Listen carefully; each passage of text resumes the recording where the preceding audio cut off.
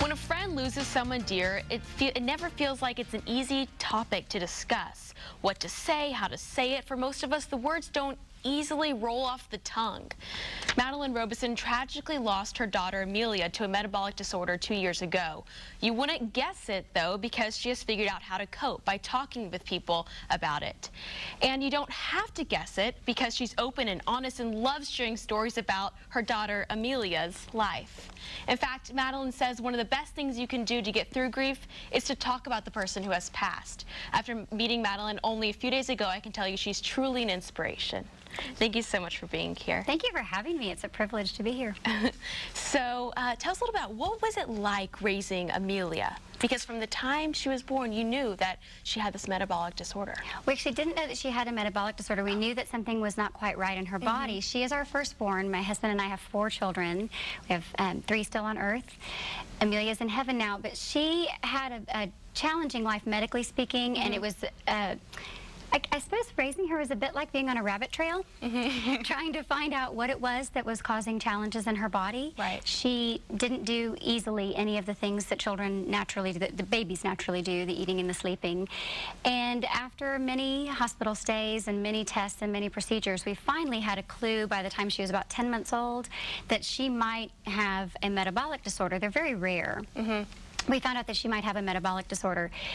By the grace of God, we discovered that over time that likely it was a fat metabolism disorder, and ultimately what took her life was a fat metabolism disorder so rare that it does not have a name. She's the only known victim in the world. And so rearing her, we didn't know that she had a terminal illness. All metabolic disorders are. So until she was dying, we did not know that she would be dying, that we would be outliving her.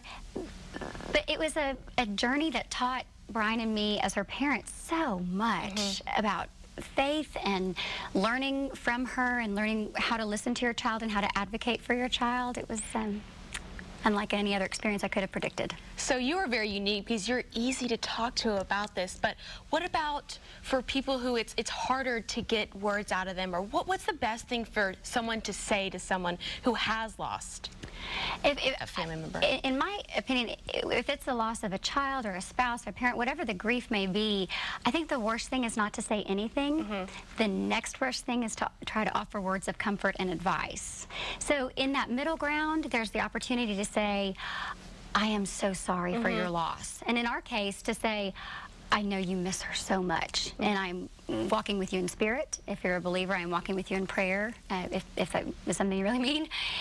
But to offer any other words of comfort, those will probably keep it not simple. Be appreciated very much. But, but not to say anything at all really is ostracizing to those who have outlived whoever it is, a child, a parent, a spouse. So do you have any certain tips for people who are going through this process of this grieving process?